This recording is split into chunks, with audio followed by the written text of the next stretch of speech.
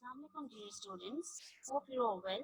I'm your English teacher from IOGS school and I'm conducting class X, so follow my instructions carefully. You should have your rough copy to jot down the important points and hold up answer. You have to be attentive during the class, and if you have any query relevant to the topic, then at the end of the class you will allowed to ask me the question in the chat box. During the class, I'll share a screen with you and you are supposed to take the screenshot. Then after the class, you have to complete all the work in your fair copy. Now, dear students, today's topic is tenses. Tenses play a crucial role in the English language.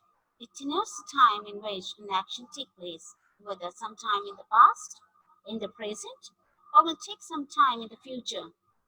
From a general view of tenses, this material will go on to discuss each tense in detail with examples. Now, in the first slide, we have a complete chart of the tenses. Sorry, very first, we talk about the present tense, like present indefinite tense, present continuous tense, present perfect tense, present perfect continuous tense. In the past tense, we have four categories: past indefinite tense, past continuous tense, past perfect tense, and the past perfect continuous tense. Let's talk about the future tense. We have the four categories. First one is future indefinite tense, second is future continuous tense, future perfect tense, and the future perfect continuous tense. Is it clear? The complete chart. Again, I'm going to repeat it.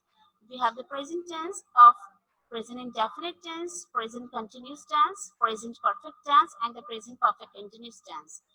In the past tense, we have four categories: past indefinite tense, past continuous tense, past perfect continuous tense, past perfect tense, and then past perfect continuous tense. In the future tense, we have future indefinite tense, future continuous tense, future perfect tense, and the future perfect continuous tense. Now we talk about the first present indefinite tense. We use the simple present tense when an action happens regularly. It is used to describe habits, unchanging situations, general truth, and fixed arrangements. When we talk about habits, so the first thing which came in our mind that are those activities, whatever we do daily. For example, I brush daily. She gets up early in the morning. They are the habits which we can't change. Now let's talk about the general truth. For example, London is a large city. Sun rises in the east. So these are the general truth, and no one can deny about that truth. Now we talk about the unchanging situation. The example which come in my mind is I work in Germany. So this is a situation for the time being and we can't change it. Now let's talk about the another use of present indefinite tense. When we give instructions, it's also in present indefinite tense. For example, open the door, come here, work hard. These all are the instructions that we normally give to another person. Now, I want to explain something about the fixed arrangements. For example, we start the exam at 9 o'clock.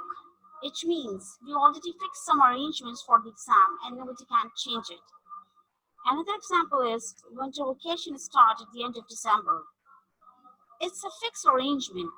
Every year, winter vacation starts at the end of December. We can't change it.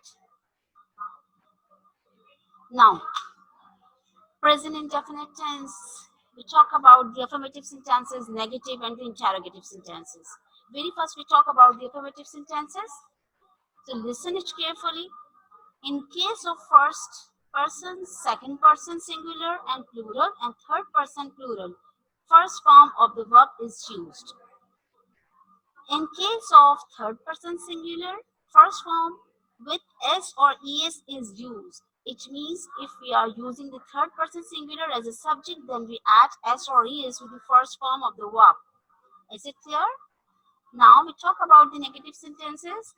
In case of first person, second person singular and plural, and third person plural, do not plus first form of verb is used. It means if we are using I, you, we, they, then we used only do not with the first form of the verb.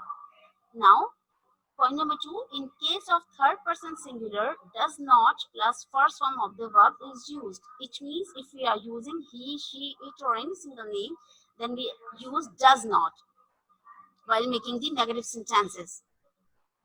Now we talk about the interrogative sentences. Do or does is used before the subject and first form of the verb is used. It means if we want to make the interrogative sentences, only we use do or does as a helping verb at the start of a sentence and before the subject. Point number 2, interrogative sign is used at the end of the sentence. It means sign of interrogation is very compulsory. Without marking of the interrogation sign, your sentence will not be marked correct. Now we have a structure of present simple tense that the definition is already whatever I've discussed before. Present simple tense is used to state an action which occurs on regular basis in present. So the positive structure or the affirmative sentences is subject plus first form of the verb by adding s or es plus object. For example, he plays football daily. Why we add as with the first form of the verb? Because he is the third person singular. If we are using the third person singular at the start of a sentence or while making the simple present tense, then we add s or es with the first form of the verb. If we are using I, you, we, they, then we only use the first form without adding the s or es. Okay? Now talk about the negative sentences. If you want to change it into the negative, then we use subject plus does not plus verb, first form of the verb, then object. For example, he does not play football daily. If we are using he, she, it or any single name, I mean if we are using the third person singular, then we use does not. And if we are using I, you, we, they as a subject, then we use do not. And if we are using does not with the third person singular, then the first form of the verb will be used. Then the football is a verb, football is a object. Now we are talking about the interrogative sentences. Does plus subject plus verb, first form of the verb, then object. For example, does he play football daily? It means does, the helping verb we are using at the start of a sentence. Then we use subject, then first form of the verb, then object. Is it clear? And at the end, we use the sign of interrogation. Again, I want to explain it. We used subject, first form of the verb, with s or es, then object. Why we are adding the s or es with the first form of the verb?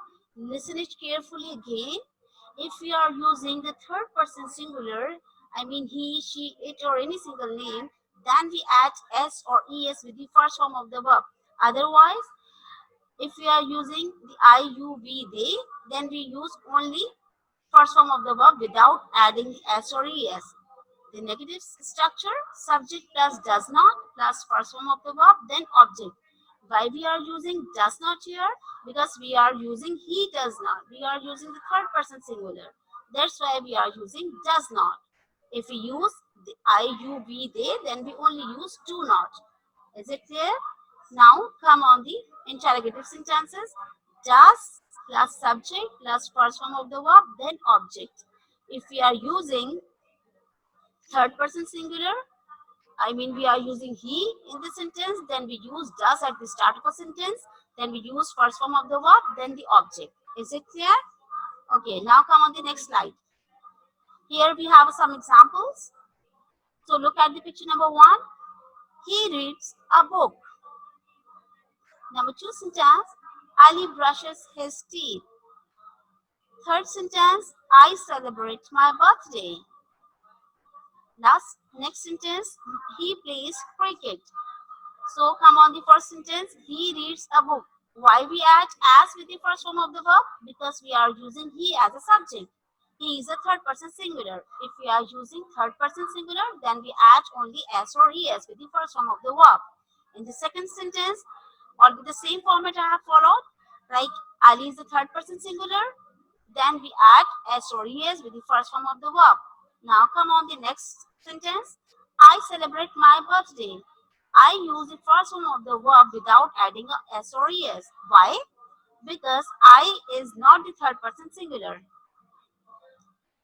If we are using I, you, we, they, then we use only first form of the verb. Again, in the fourth sentence, we use the third person singular. That's why we add s in the with the first form of the verb. Is it clear? Now, dear students, come on the next slide. Here are some more examples for you, just to make you clear the more understanding. Example of present indefinite tense. Number one sentence is I write articles on different topics. I write. I is not the third person singular. That's why we only write the first form of the verb. He reads. Number second sentence. He reads various kinds of books. We add as with the first form of the verb. Why? Because he is a third person singular. Number third sentence, they love to play football. Next sentence, she prefers coffee to tea. Next sentence, he goes to the library every day. Next sentence, we come for shopping in this market. Now, next sentence, we watch movies in the Cineplex. Now the last sentence is you always shop in that market. Hopefully you got a clear understanding about the simple present indefinite tense. If you have any query relevant to the present indefinite tense, then at the end of the class you can ask me the question in the chat box. Clear?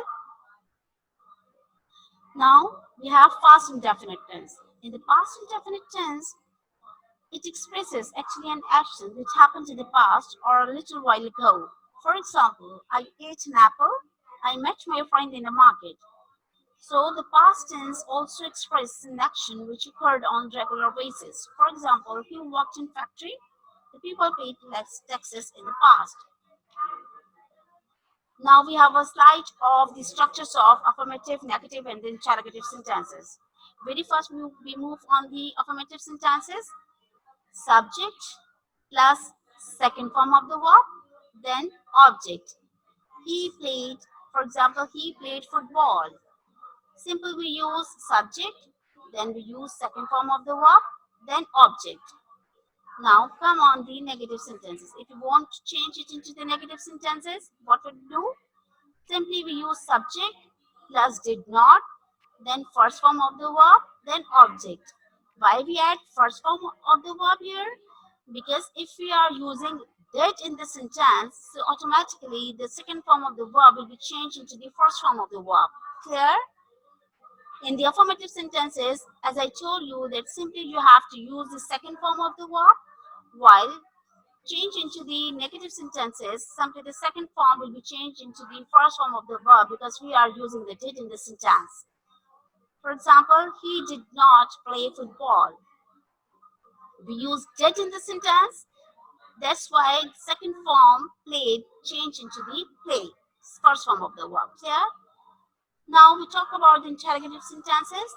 The structure is det plus subject plus first form of the verb, then object, and at the last you have to put the interrogative mark. Now, example, did he play football? It means we are using the did, the helping verb at the start of a sentence, then we use the subject, then the first form of the verb, then object. So why we are using the first form of the verb here? Because we are using did. We are using did in the sentence. Whenever we use did in the sentence while making the simple past tense, then the second form of the verb will be automatically changed into the first form of the verb. Clear? Now we have some exercise for you. We took the lunch. My mother cooked food. Number third is baby cried. Simply we use the subject, then the second form of the verb, then object. Here are some more examples for you. For example, he drank a glass of milk. Number second sentence, she sang a song. Now here are some more examples for you to give you the clear understanding. Like first sentence is I wrote articles on different topics. Simply we use the first form or simply we use the subject, then the second form of the verb, then object. Now second sentence is he read various kinds of books. We use We write the spelling read, but we pronounce it read. He read various kinds of books. We cannot pronounce it read because the read pronunciation we used in the present indefinite tense. While we are using the past indefinite tense, so the pronunciation will be totally different. We use read. He read various kinds of books. Clear? Number third sentence, they played football in that field. Fourth sentence, she preferred coffee to tea. Fifth sentence, he went to the library yesterday. Sixth sentence is, we came for shopping in this market last week. Now the next sentence is, we watched a movie in this Cineplex yesterday. And the last sentence is, you used to shop in that market. Hopefully you got a clear understanding about the structures and the sentences of the present indefinite, the past indefinite, and the forms of the sentences are affirmative, negative, and the interrogative sentences. Now we have a slide of a future indefinite tense. Future indefinite tense is used to express an action which has not happened yet and will happen in the future. For example, she will watch a movie. This example indicates that an action of watching has not happened yet and is going to be happen in the future. Now we have some understanding sides, like in case of first person singular in the affirmative sentences, look at carefully. In case of first person singular, shall plus first form of the verb is used. You can also use will. Now the second point, in case of first person plural, second person and the third person, will plus first form of the verb is used. Nowadays we also use will with the first form of the verb or with the first person singular. Now in the negative sentences, shall or will plus not plus first form of the verb is used. We can only use will, or we can also use shall or will. It's up to you. If you want to use shall or if you want to use will, it's up to you. There's nothing make any difference between just shall or will. Now in the interrogative sentences, shall or will is used before subject because shall or will is a helping verb. That's why we use it before the subject. Then first form of the verb is used. Then at the end, sign of interrogation is used. As I told you before, that the sign of interrogation is very compulsory, is very necessary. Without putting the sign of interrogation, your sentence is not going to be made correct. Clear? Now we have a structure of future tense. Very first, we want to talk about the affirmative sentences, the structure of affirmative sentences. Subject plus will plus first form of the verb, then object. For example, I will travel around the world. I we use as a subject, then will as a helping verb we use in the sentence. Travel is the first form of the verb and around the world is the object. Clear? Now we want to talk about the negative sentences. Subject plus will not plus first form of the verb, then object. For example, I will not travel around the world. Simply we put not after the helping verb. I will not travel around the world. Now, interrogative sentence. In the interrogative sentence, very first we use will. The helping verb we will use at the start of a sentence. Then we use subject, then the first form of the verb, then object, and at the end of a sentence we have to use sign of interrogation. Now, will I not travel around the world? That is the example of interrogative sentence. Now we have a next slide. Here are some examples for you. I will post a letter. Ahmed will go to school. She will come from Islamabad. I will become a doctor. Here are some more examples for you. Shira will be our mother. Second sentence, winter will come again. Third sentence, will Jessica see that woman in your school? Fourth sentence, we will live in the different city. Will they learn English next month? Next sentence, will we come to see us in winter? And the last sentence is, will he make a cake on Monday? So hopefully you got a clear understanding. Now we have the slide of present continuous tense. That is a more simple tense and you can understand it very easily. So listen it carefully. Present continuous tense describes when an action is happening now, but there is an important difference between the simple present and the present continuous. That simple present is used to talk about things that we do daily or all the times, and present continuous tense is used to talk about things that are happening at the moment of speaking. It's also used when we want to make clear that the action is happening temporary. For example, she can't come to the phone right now because she is taking a bath. It means the action is happening temporary. Now, we have a structure of present continuous tense. Very first, we talk about the affirmative sentences. So we use subject, then is, am, are. Is, am, are the helping verbs. Then we use first form of the verb with ing, then object. So he is playing football. He is a subject. Is we use as a helping verb. Playing is a first form of the verb, and with the first form of the verb we use ing. I mean ing form you have to use if you are making the sentences of present continuous tense. Then football is the object. Now come on the negative sentences. Subject plus is, am, are plus not plus first form of the verb with ing, then object. Here is there is a more simple tense of the negative sentence that he is a subject, is not. Simply you put the not after the helping verb, then you use playing. Playing is the first form of the verb with ing, then football is the object. Now, interrogative sentence.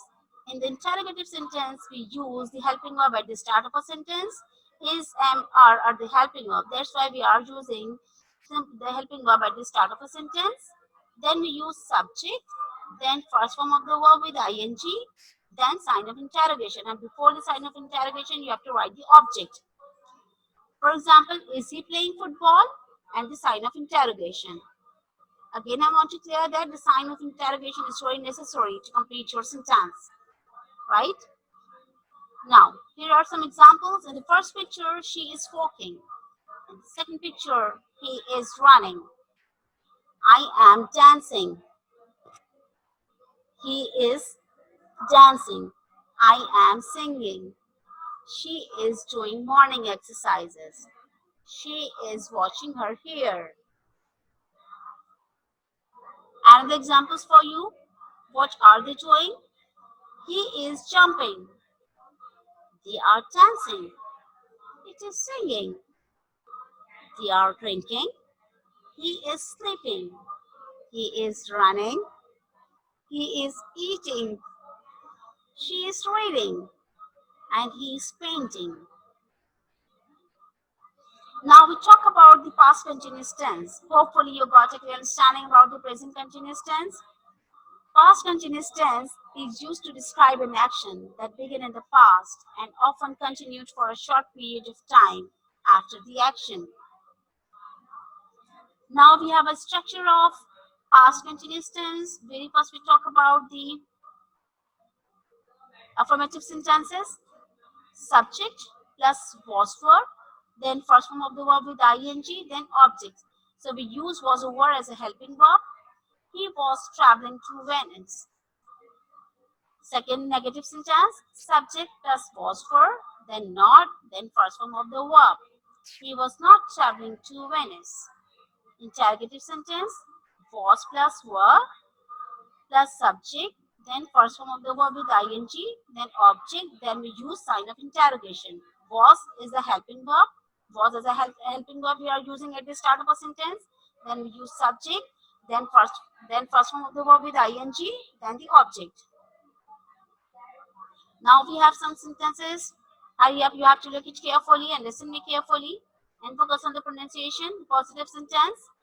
You were watching television last night. Second sentence, they were studying math yesterday. Third sentence, I was washing the dishes when the phone rang. Next sentence, as she was reading the book, Alice came. Last sentence, it was raining yesterday evening. Now we are going to change same sentences in the negative. You were not watching television last night. Next sentence, they were not studying math yesterday. Number third sentence, I was not washing the dishes when the phone rang. Fourth sentence, as she was not reading the book, Alice came. And the last sentence is, it was not raining yesterday evening. Now, we will change the same sentences into the interrogative sentences. Question sentences means interrogative sentences. First is, were you watching television last night? Were they studying math yesterday? Third sentence, was I washing the dishes when the phone rang? Fourth sentence, was she reading the book when they came? And the last sentence, was it raining yesterday evening? Hopefully you got the idea about how we can make the affirmative sentences, how can we change into the negative, and how can we change into the interrogative sentences. But one thing that I have to explain it again, that the sign of interrogation is very compulsory and very necessary. Now, future continuous tense. The future continuous tense is used to express an action which will happen at the same time in the future. It expresses future actions having an ongoing action natures that is expected to start in future and continue for a period of time in future. For example, I will be staying here until Sunday. The postman will be coming soon. Now, let's see the structure of future continuous tense. Very first, we used subject. If we are making the affirmative sentences, subject plus will be, then first form of the verb with ing, then object. For example, I will be singing in the concert tomorrow.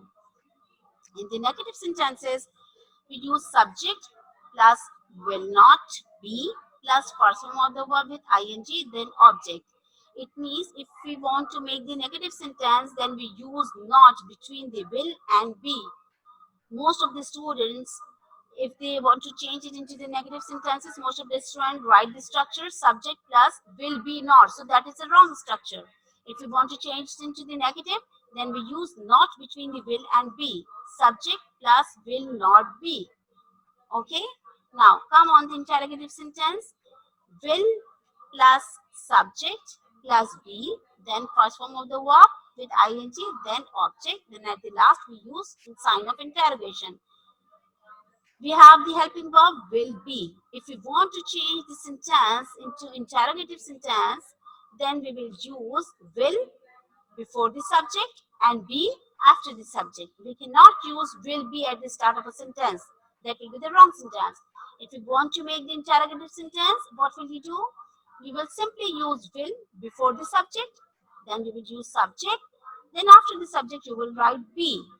Okay. Now come on the examples. Positive sentences. It will be raining at this time tomorrow. He will be visiting his friends this time next week. She will be watching television. This time tomorrow, we will be working on your project. They will be writing letter to each other. Now, in the negative sentence, he will not, or we cannot use want. Want is a contraction form.